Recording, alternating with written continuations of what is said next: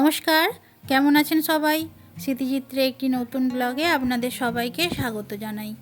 বেশ কিছুদিন হলো আমি কোনো ভিডিও দিতে পারিনি, কেননা এর আগের ভিডিওতে আপনাদেরকে তো বলেছি যে সাম্যর শরীরটা ভালো নেই, তো ওর না খুব জ্বর হয়েছিল। আর এই 3-4 দিনের জ্বরে এমন অবস্থা হয়েছিল যে আমার পক্ষে আর ভিডিও দেওয়া সম্ভব হয়ে ওঠেনি। যদিও জানি এটা আমার কাজ, কিন্তু তাও আমার পক্ষে সম্ভব হয়ে ওঠেনি। তো চলুন, আজকে আমি প্রত্যেক দিনের মতো আবার কাজে লেগে পড়েছি। প্রথমেই আমি বাসনগুলো ধুয়ে মেজে নিয়ে উপর করে নিচ্ছি। ওই যে জায়গাটা দেখলেন না, ওখানেই আমাদের রোজের বাসন উপর করা হয়। ওই বাসনগুলো এবার শুকিয়ে গেলে তারপর রান্নাঘরে নিয়ে গিয়ে রাখা হয়। এরপর ঘর মুছে নিয়ে, কালকে যেহেতু আমি শ্যাম্পু করেছিলাম, তো ভাবলাম আজকে একটু মাথায় তেল দিয়ে নিই। তেল দিয়ে নিয়ে তারপর ঠাকুরকে জল দিয়ে আমি রান্না বসাবো। তেল দিতে দিতেই ভাবতে লাগলাম যে কি রান্না করা যায়, কেননা সাম্যর জ্বর হয়ে তো মুখের অবস্থা খুবই খারাপ, কিছু খেতেই পারছে না। আমাকে বলছে মা কিছু বানিয়ে দাও, কিন্তু কি বানাবো বলুন তো? একে তো জ্বর হয়েছিল, তার উপরে কী দিলে মুখের স্বাদ ফিরবে সেটাও বুঝতে পারছি না।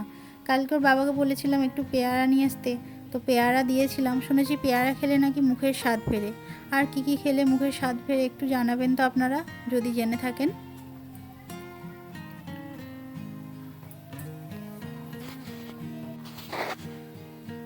আমি ভাবলাম আজকে ওকে একটু ওই তিল দিয়ে পেঁয়াজ দিয়ে ভাজা করে দেবো, আর একটু ঝাল ঝাল করে দেবো, তাতে হয়তো মুখটা একটু ভালো লাগবে।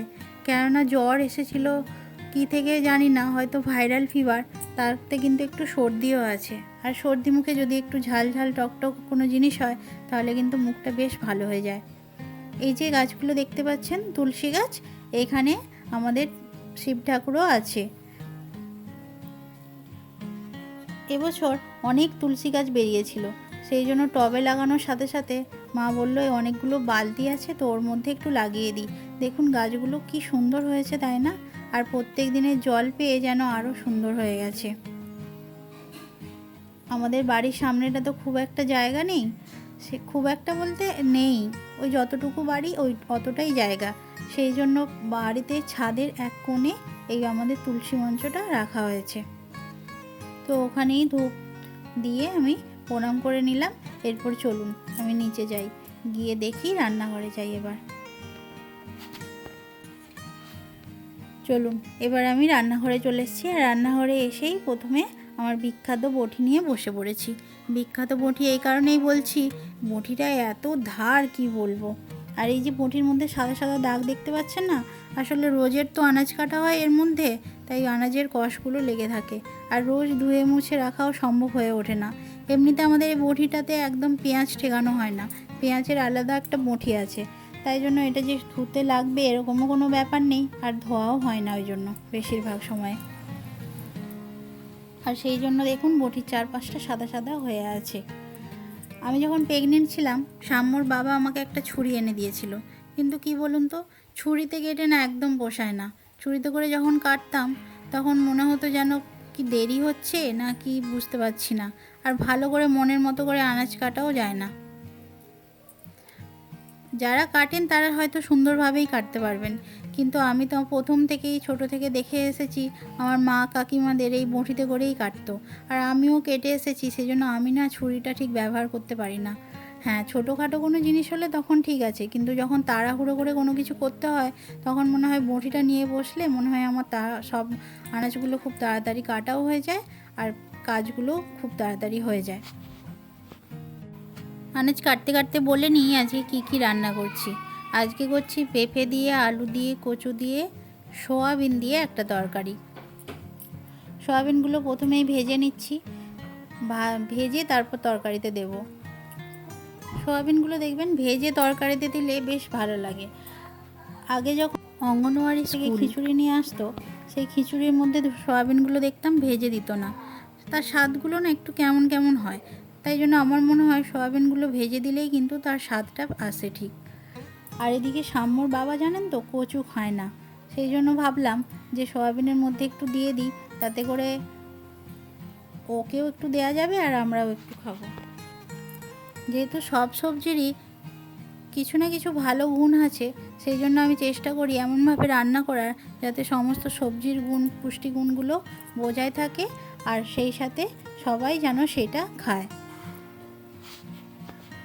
আগে যখন মা সয়াবিনের তরকারি করতো আমি দেখতাম মা শুধুমাত্র আলু দিয়েই করতো। আমিও কয়েকবার করে দেখেছি, আলু দিয়েই বেশ ভালো লাগে, কিন্তু আলুটা আমি একদমই খেতে পারি না। আলুগুলো বেছে বেছে শুধু সয়াবিন দিয়ে কি আর খাবো?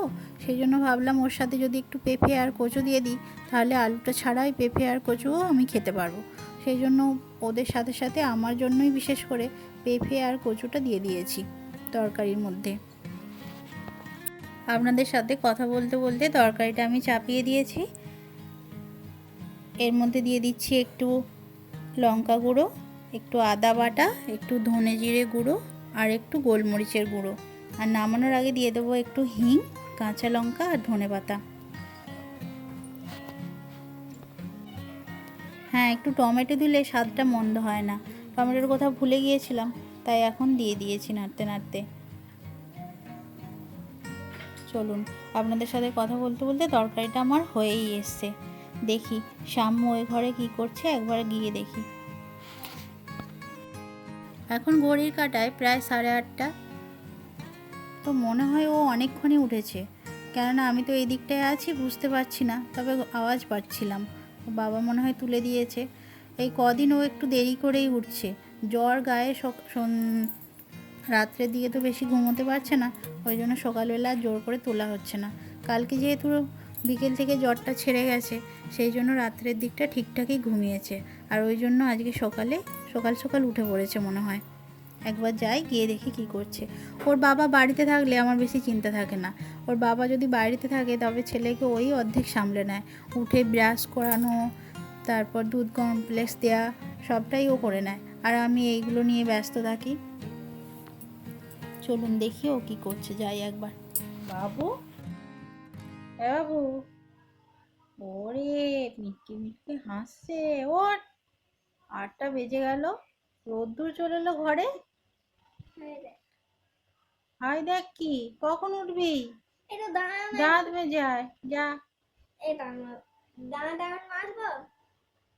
হ্যাঁ, দাঁত মাজ, মেজে খা, খেয়ে নে। আর শরীরটা আগের থেকে ভালো লাগছে? যা দুষ্টুমি শুরু করেছিস, একটু ভালো হতেই। আমি কি করলাম? কি করলে? তুমি তো জানো যে সকালবেলা উঠে আমাকে পড়তে বসতে হবে, পরীক্ষা, তা না করে দেখছিস যে বাহ, মা কাজ করছে আর বাবাও একটু বাইরে আছে, একটু বদমাইশিটা করে নি। ওর বাবার ছাদে কিছু কাজ ছিল, তো সেখানে গেছে। আর এদিকে দেখুন আমিও রান্না করছি বলে ও বেশ মাঝখানে ফাঁকা পেয়েছে আর নিজে নিজেই খেলছে। উঠেছে অনেকক্ষণ, কেননা আমি ওর অনেকক্ষণ থেকে আওয়াজ পাচ্ছি, চিৎকার করে যাচ্ছে। চিৎকার বলতে ওই কি, নিজে নিজেই তো খেলে, নিজে নিজেই করে, তো সেই নিয়ে আমি জানি ওর বাবা আছে হয়তো, ওই জন্য ওরকম করছে। ও বাবা, ঘরে এসে দেখি যেই আমাকে দেখেছে এবার তো আমি বকবো, সেই জন্য চুপ করে শুয়ে পড়েছে আবার। আর চোখ মুখ দেখে তো বোঝাই যাচ্ছে যে অনেকক্ষণই উঠেছে। তারপরে আবার বললাম, এদিকে জিজ্ঞেস করছি যে তোর বাবা কোথায়, বললো বাবা কোথায় গেছে। এবার আমি তারপরে দেখলাম যে ওর বাবা ছাদে গেছে একটা কাজে। ওর বাবা ভেবেছে ও এখনও ঘুম থেকে ওঠেনি, ওই জন্যই সে এখনও নামেনি, নাহলে হয়তো এসে দাঁত ব্রাশটা করিয়ে দিত। যাই হোক, ও তো তারপর ব্রাশ ট্রাশ করে নিত। ছেলেটার আবার জানেন তো, আবার এই দিনেই পরীক্ষা পড়েছে, এই দিন বলতে 2 দিন ধরেই পরীক্ষা হচ্ছে। তো জ্বর গায়েই পরীক্ষা দিয়েছে, আর যে কটা 2-3টে আর পরীক্ষা বাকি আছে, আজকে জ্বরটা যা হোক ছেড়ে গেছে, অনেকটা আগের থেকে ও স্বাভাবিক হয়েছে, এটাই ভালো খবর সব থেকে। আর এদিকে দেখুন, তিল দিয়ে পেঁয়াজ দিয়ে ভাজা করার জন্য আমি প্রথমেই তিলটাকে পেস্ট করে নিয়েছি, তারপর একটু পেঁয়াজ ভেজে নিয়ে, হ্যাঁ তার আগে বলে রাখি, মা তো আঁশ খায় না, আঁশ বলতে পেঁয়াজ রসুন কিছুই তো খায় না, ওই জন্য মায়ের জন্য একটু নিরামিষ করে নিচ্ছি। এর মধ্যে শুধু একটু আছে লঙ্কা বাটা, একটু আদা বাটা,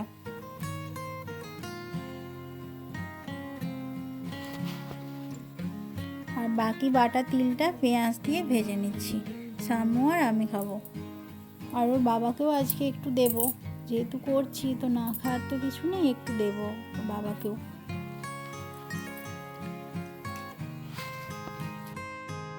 আপনারা কে কে তিল ভাজা খান আমাকে কিন্তু জানাবেন কমেন্ট করে। খেতে কিন্তু খুবই ভালো হয়েছিল। যারা পোস্ত খেয়ে থাকেন তারা দেখবেন কিছু তিল ভাজাটা কিছুটা পোস্ত ভাজার মতোই লাগে খেতে। স্বাদটা একটু হয়তো আলাদা, কিন্তু কিছুটা একই রকমই খেতে।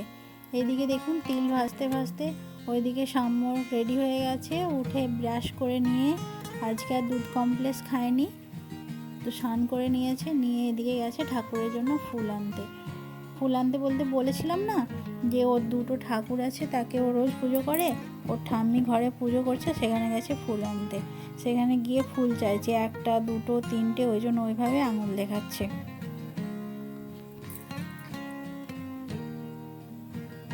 তিল দিয়ে পেঁয়াজ দিয়ে ভাজার জন্য প্রথমেই আমি পেঁয়াজটাকে চাপিয়ে দিয়েছি, ওর মধ্যে আমি 2 টুকরো রসুনকেও কিন্তু ভেজে নিচ্ছি, তবে স্বাদটা আরও ভালো আসবে।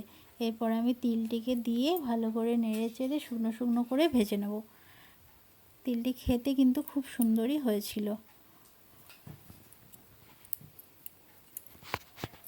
আর যার জন্য আমার এত কিছু করা, অর্থাৎ সাম্য, সেও কিন্তু বেশ তৃপ্তি সহকারেই খেলো, তো এতেই আমার মন ভরে গেছে। আজকের ব্লগটি এই পর্যন্তই, আবার দেখা হবে পরের একটি ব্লগে। ততদিন আপনারা সবাই সুস্থ থাকবেন, ভালো থাকবেন। নমস্কার।